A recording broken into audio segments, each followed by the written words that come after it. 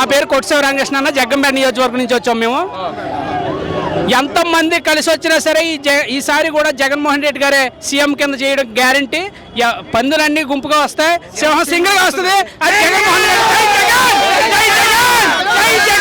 మీరేమో సిద్ధం అంటున్నారు, మరోవైపు జన సైనికులు మేము సిద్ధమే అంటున్నారు కదా. వాళ్ళందరికీ కూడా ఖచ్చితంగా ఒకే ఒక ప్రశ్న అడుగుతున్నాను. మేము 175 నియోజకవర్గాల్లో పోటీ చేయడానికి చెప్తాం. మీకు తమ్ముందా 175 నియోజకవర్గాల్లో పోటీ చేయడానికి? అది మిమ్మల్ని అందరినీ గట్టిగా అడుగుతున్నాం. మేమందరం కూడా 175 నియోజకవర్గాల్లో పోటీ చేయడానికి సిద్ధం. మీకు దమ్ముందా? సిద్ధం. మీకు పోటీ చేయడానికి దమ్ముందా అని మిమ్మల్ని అందరినీ కూడా ఖచ్చితంగా అడుగుతున్నాం. మరి ఈసారి నారా లోకేష్ గారు రెడ్ బుక్ లో రాశాను మీకు నారా లోకేష్ అనే వ్యక్తి ఈసారి కూడా ఖచ్చితంగా మంగళగిరిలో ఓటం పాలవుతాడు.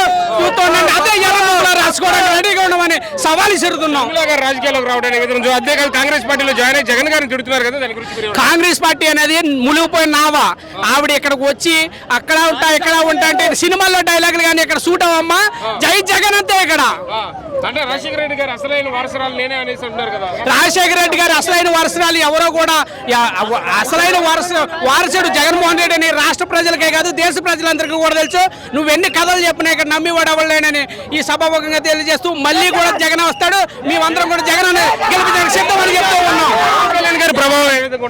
పవన్ కళ్యాణ్ గారి ప్రభావం ఎట్టి పరిస్థితుల్లోనే ఉండదు కాబట్టి పక్క పార్టీలకు తొత్తు కింద తయారవ్వి ఆ పార్టీలకు అమ్ముడిపోయాడని ఈ సభాముఖంగా తెలియజేస్తున్నాం.